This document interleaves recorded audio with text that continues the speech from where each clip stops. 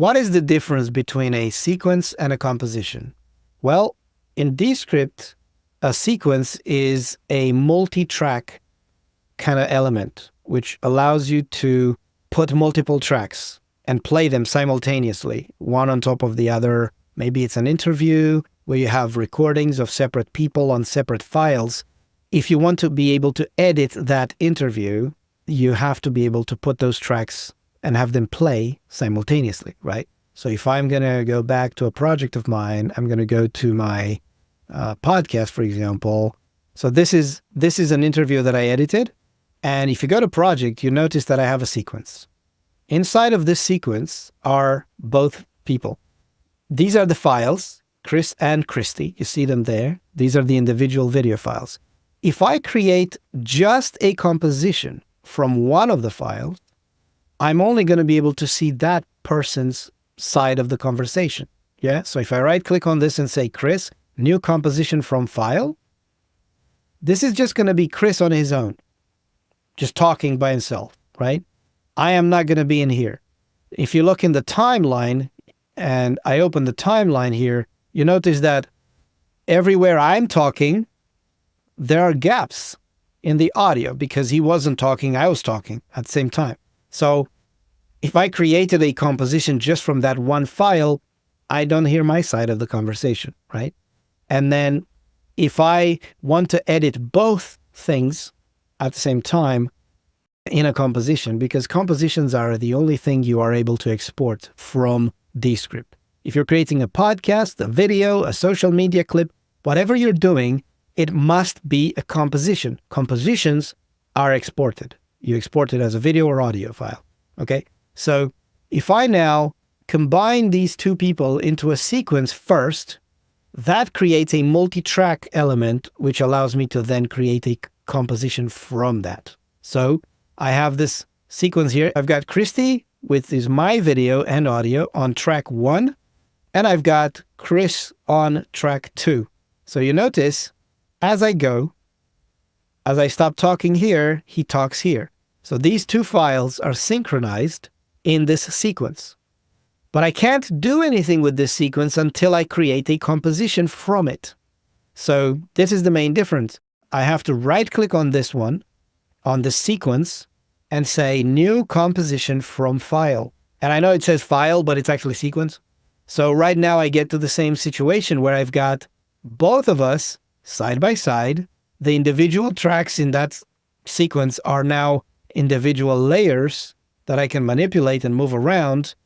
And my edited episode, whatever it is, editing in here is my composition where I can edit. And if you look in the timeline down there, because I've identified the speakers and I have a different color for each one, you notice both of us are now talking at the right time down here.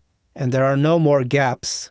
When one of us doesn't talk, the other is. That's kind of the distinction between a sequence. They really are not opposite things.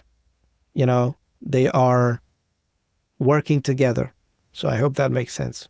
There is actually a video on my channel where I show you how to properly assemble a composition and a sequence.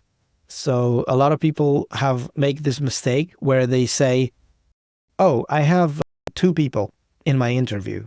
So I'm going to go and say, right click and create a composition from the first person. Yeah, I did that. Look down here. And the mistake they make is they go and get the other person and drag it on top here. Right there. And that at first may sound like a good idea because you can still see and play both of those people simultaneously. However, one downside is Cristi is on a separate layer, and like I explained in another video, you cannot have the transcript showing from Cristi because that file is just on top there. It's on a different layer. So look, I only see Chris's side of the conversation here. I don't see mine, although my file is down here. And another thing is, if I decide to delete something from Chris's file at the bottom, my file will lose sync with it because it's not going to cut my file too. But if you have files in a sequence, when that sequence is turned into a composition and you delete things from that composition, both tracks in that sequence get cut at the same time by the same length. So everything stays in sync from beginning to end. This is it. And I know this is a bit of a concept to grasp because it's a bit difficult to know, how do I put two files and then they both get cut at the same time? You shouldn't think in terms of what the files are being cut to or like.